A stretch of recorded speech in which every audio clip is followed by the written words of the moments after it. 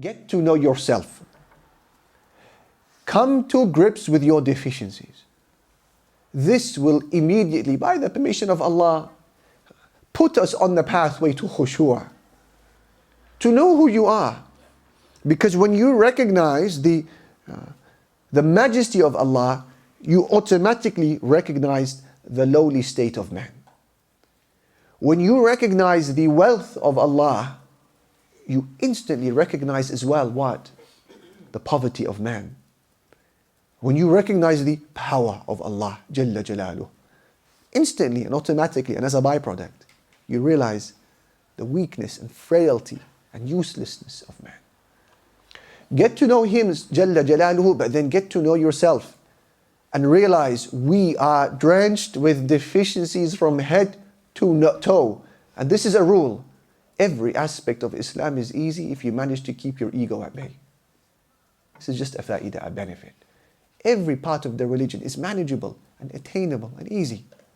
Khushu', ikhlas, tawakkul, inaba, ihsan, al-khawf, al-raja, al-mahabba, all of these actions of the heart are attainable if you acknowledge that there is an ego problem and then you keep that ego at bay. Get to know your deficiency. When you speak about people, speak about them in a positive way. When you speak about yourself, acknowledge your weaknesses. This is the essence of khushu'. What is it that is preventing you from realizing the reality of your weakness and the reality of mine? What is it? What is it that stands between you and acknowledging that I am frail and I am helpless? What is it?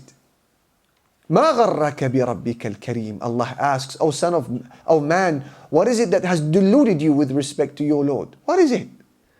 I mean, is it your knowledge that is preventing you from realize how helpless we are? Is it your knowledge that Allah has blessed you with? Well, have you forgotten that there came a time in your life when you did not know, you were still a child? هَلْ أَتَى عَلَى الْإِنسَانِ حِينٌ مِّنَ الدَّهْرِ لَمْ يَكُنْ شَيْئًا مَذْكُورًا. Allah says, has there not come a time in history when man was nothing to be made mention of? And then have you forgotten that there will come a time when you will not know if you live long enough and you reach the age of senility? ثُمَّ يُرَدُّ إِلَىٰ أَرْذَلِ الْعُمُرِ لِكَيْ لَا يَعْلَمَ مِنْ بَعْدِ عِلْمٍ شَيْئًا. Then we will return them to an age of senility such that they will forget everything that they used to know, Allah says. And then on top of all of that, have you not realized that no matter how much you know, there will always be far more that you don't know. وَمَا أُوتِيتُم مِّنَ الْعِلْمِ إِلَّا قَلِيلًا. The knowledge that you have been given, Allah says, is so little. Knowledge is causing you to forget your weaknesses, to look down upon people, and you're preventing yourself from attaining khushu' because of it. Is it your knowledge? Is it maybe your authority? Your standing in the community, your followers online, your influence as a committee member?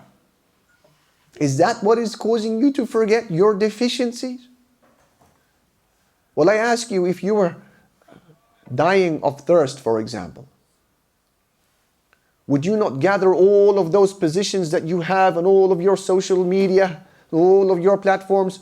Would you not throw them away if it meant that you could have a cup of water to save your life and extend it by an hour? You would. So is that something to become proud about? And to prevent khushu' from coming into your life because of it? Don't allow that to be a barrier either. What is it? Your knowledge? Is it your authority, your influence? Is it maybe your money? Well, if it's your money and your business that's thriving, that's distracting you and preventing you from seeing your deficiency, then la ilaha illallah. Realize that some of the vilest of human beings on earth today have far more money than you will ever accumulate. And what is the outcome of money? One of two outcomes.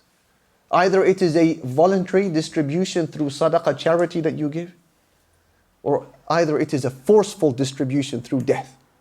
How can money then be a criteria of greatness and a cover of a person's deficiency and to prevent you from attaining khushu'? What is money and what is your business? Is that what is preventing you from reaching khushu'? Or maybe it's your strength. Maybe it's how much you can bench in the gym. Maybe it's your physique that's preventing you from reaching this stage of khushu'. You're so distracted by what the mirror describes. La ilaha illallah. Well, remember, no matter how strong you become, my dear brother, you'll never be able to bench as much as a monkey or an ape or a bull. You can't. If they were put in that position, they are far stronger than any one of us will ever be. So how can strength be a criteria that is found in greater quantities in unintelligent creatures? Maybe it's your beauty, maybe it's your spellbinding appearance. Maybe it's your flawless skin, your upright persona. Maybe that's what's preventing you from realizing your deficiency and distracting you from khushu', and unable to humble yourself because you're so obsessed with the next photo and the next post and the next set of likes and comments. Your appearance is what is distracting you from khushu'. Have you forgotten how you looked when you were born? When the nurses needed to use wet wipes to wipe your face and mine, just so that we don't horrify our mothers when they meet us for the first time? Or how you look every morning before you comb your hair, before you wipe your eyes, before you gargle, before you comb your hair, before you put on your makeup, before you put on your filter. How do you look? Or how you will look when you pass away. Ask those who deal with the deceased, ask the coroners what happens to people when they die. They will say to you that within the first 24 to 72 hours, your internal organs begin to decompose. And there is now an unbearable smell of inner rot emanating from this individual, this carcass. And then 3 to 5 days later, your abdomen begins to bloat. You begin to inflate. And then blood-containing foam starts leaking from the mouth and nose. And then 8 to 10 days later, your carcass begins to change color now, from your natural skin color to green. And then you turn red because the blood within you is now decomposing and your abdomen is accumulating more gas. It is at this point that your abdomen will tear apart. Then a few weeks after this, your nails and your teeth begin to fall out. And then just 1 month after this process, your body begins to liquefy. This is an individual who will allow his appearance to distract him from khushu', to busy himself with his mirror reflection. And that is why our predecessors who realized this reality about themselves, that's just the physical weakness. And then we talk about the Islamic deficiency. Don't get me started on that.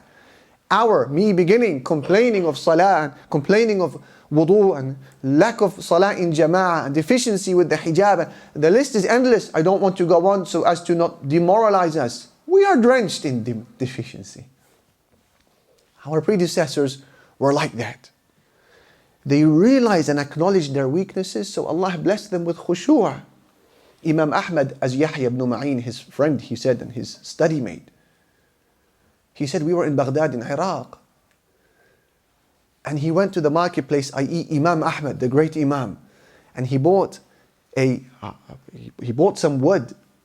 And he was carrying it on his back, walking through the marketplace. And this was at the peak of his fame. And everyone recognized the great Imam Abu Abdullah, Imam Ahmad ibn Hanbal. And they left their stalls and they left their shops. And they went to the Imam and they wanted to give him salam. And they want the barakah of being near this great scholar of their religion. And they said, Ta'al ahmilu anka hada. Let me carry your wood for you. Everyone wanted to serve him. And his friend, Yahya ibn Ma'in, he said, the Imam was moving his hand as if to say, no, please don't do this. I don't need this. And his face went red as if you popped a pomegranate in it. He was shy. He didn't like this. Then he began to weep. And he said, نحن قوم مساكين. We are a poor people. We are a poor people. Why are you doing this? Then he said, لولا ستر الله علينا لافتضحنا. If it wasn't for Allah veiling our faults, we would have been exposed, utterly exposed. People who recognized their worth before Allah, so He raised them. And when a man said to Imam Ahmad rahimahullah, جزاك الله عن الإسلام خير الجزاء. May Allah reward you for everything you have done for Islam, O Imam. What did he say? He said, بل جزى الله الإسلام عني خير الجزاء. من أنا وما أنا. He said, no. What you should have said is, may Allah reward Islam for what it has done for me. After all, what am I and who am I? He said, what am I and who am I? La ilaha illallah. So one of the greatest ways of fostering khushu' in our hearts is recognizing the might of Allah Jalla Jalaluhu through a structured study and a recitation of the Quran. And number two, through coming to grips with your deficiencies, remembering them every day,